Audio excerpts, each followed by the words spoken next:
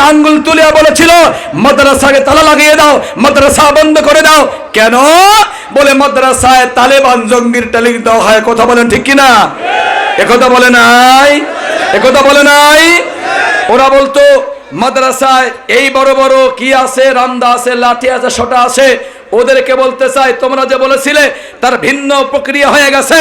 ওই জগন্নাথ বিশ্ববিদ্যালয়ে, ঢাকা বিশ্ববিদ্যালয়ে, রাজশাহী ক্যাম্পাসে ওই সময় আমরা দেখেছি ছাত্রলীগ নামের কুত্তালীগের বাচ্চারা অস্ত্র হাতে নিয়ে মুসলমান মুমিন হেক্টরের উপরে তাহাজ্জুদের সময় আক্রমণ করেছে। কথা বলেন ঠিক কিনা? কেউ তাকবীর দিলা না, কেউ তাকবীর দিলা না। কারণ তোমরা কি সমর্থন করো? সমর্থন করো। শুনে রাখো, ঢাকা ক্যাম্পাসে আমার ছোট ভাই লেখাপড়া করে, ঢাকা বিশ্ববিদ্যালয়ে আমার ছোট ভাই লেখাপড়া করে।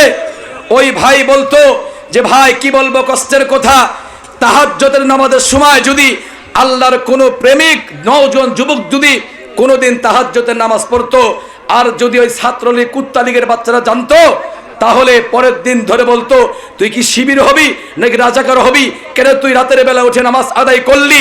আমার ভাইয়েরা ক্যাম্পাসে পর্যন্ত কোরআন তেলাওয়াত ঠিকমতো করতে দেয় নাই, তাহাজ্জুদের নামাজ পড়তে দেয় নাই, পাঁচ ওয়াক্ত নামাজ পড়তে দেয় নাই।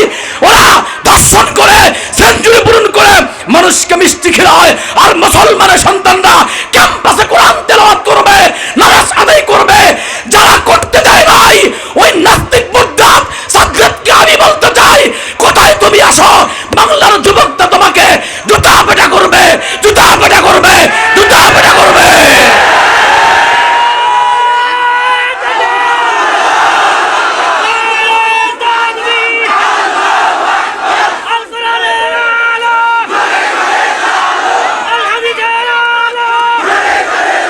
থামেন, থামেন, থামেন, থামেন।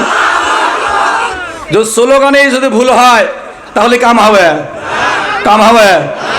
মাদানি আসার আগে ইমানের ব্যাটারি চার্জ আরো দাও, কিন্তু স্লোগান ভুল করা যাবে না। কথা কয় না, কথা কয় না। স্লোগান দিতে হবে আল কোরআনের আলো। পারেন না বলে আপনারা, পারেন না বলে আপনারা সিদ্ধান্ত গ্রহণ করেছি। আর ঘরে ঘরে যারা লাভ নাই, জ্বালতে হবে কোথায়? সংসদ গঠন হবে কি দিয়ে? সংসদ যদি কোরআন দিয়ে গঠন হয়ে যায়, চুরি থাকবে, জেনা থাকবে, ভণ্ডামি থাকবে, অর্থ পাচার হবে, আল্লাহর গোলামেরা হবে না। মুসলমান বাবারা, দাড়ি কাটা মানুষগুলো আইসা চেয়ারে বৈশা বলতে পারবে না আমি সভাপতি, আমি এমপি, মন্ত্রী। কতক্ষণ ঠিক কিনা? কতক্ষণ ঠিক কিনা? নেতা চাই, এমন নেতা যেই নেতা পাঁচ ওয়াক্ত নামাজ পড়ে। কতক্ষণ ঠিক কিনা?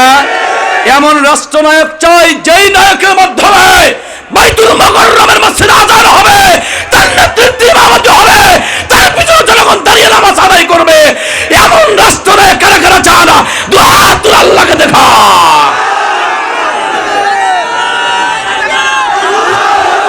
হাত নামান, হাত নামান। এই যে তাহলে স্লোগান হবে আমার সাথে, আল কোরআনের আলো।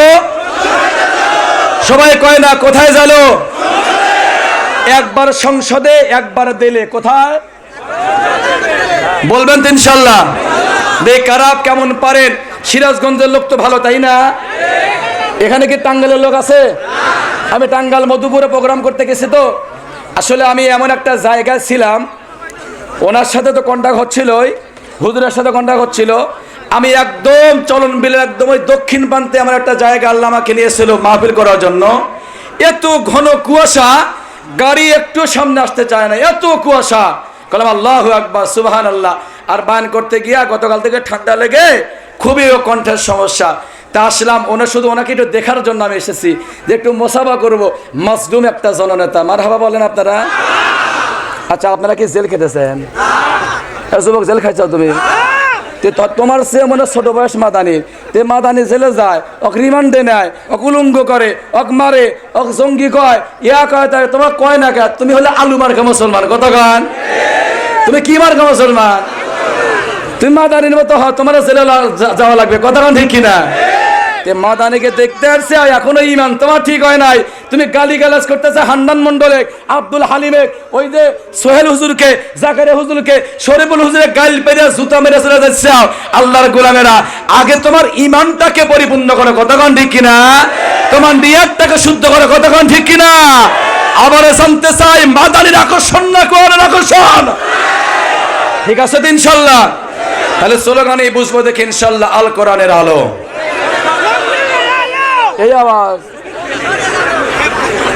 আমার আল্লাহু আকবার, সুবহানাল্লাহ। টাঙ্গাইলে গেছে প্রোগ্রামে মধুপুরে, তে যাওয়ার পর আমি পাঁচকুল্লি পরে গেছি ওই দিন, আরো ছোট দেখা যাচ্ছে, বুঝছেন তো? আর যুবকরা মনে করতেছে আমার আল্লাহ কি হুজুর আনলাম সিরাজগঞ্জ থেকে, এই বাচ্চা হুজুর কি ওয়াজ করবি বা কি কালেকশন করবি। তো ওদের মেহমানদারি দেখাই তো বুঝলাম জোর আমাকে কিয়ারই করতেছে না, টাইমে দিতে পারছে না। তো যাই হোক একটু মেহমানদারি হলো আলেম হিসেবে, যাই হোক ছোটো মানুষ হিসেবে বললো হুজুর আপনার 2.5 ঘন্টা সময়, যদি ভালো লাগে বাড়বে, না হলে কমায় দেয়, কিন্তু প্রধানমন্ত্রী দিয়ে দেবুগা। ঠিক আছে ইনশাল্লাহ। মঞ্চে নিয়ে যাওয়ার পরে আল্লাহু আকবার, ওখানে তো আমার আল্লাহ ছাড়া কেউ নেই, তাই না? কেউ আছে ওখানে? আমার মনে হয় আল্লাহ তো আছে। খালি দরুদ শরীফ পড়তেছিলাম, মুরব্বীদের কাছ থেকে সবক নেয়া, বিপদে আসো দরুদ শরীফ পড়ো, তোমাকে হেফাজত করবেন কে? আর ওই যে সূরা ফাতিহা 4 নম্বর আয়াত পড়তেছিলাম, ইয়্যাকা না'বুদু ওয়া ইয়্যাকা নাস্তাইন, আল্লাহ তোমার গোলামীকে তোমার সাহায্য চাই। তে মঞ্চে নেওয়ার পরে আমি খুতবা শেষ করে আল্লাহর প্রশংসা করলাম, রাসূলকে সালাম দিয়ে বলেছিলাম টাঙ্গাইল জেলার ভাইয়েরা ভাবনা করার দরকার নাই, গোটা বাংলাদেশের মানুষ একযোগে জানে এবং চেনে। সিরাজগঞ্জের মানুষের চেহারা কম থাকতে পারে, ব্রয়লার মুরগি না হতে পারে, মাথায় ছোট টুপি হতে পারে, গায়ে লম্বা জামা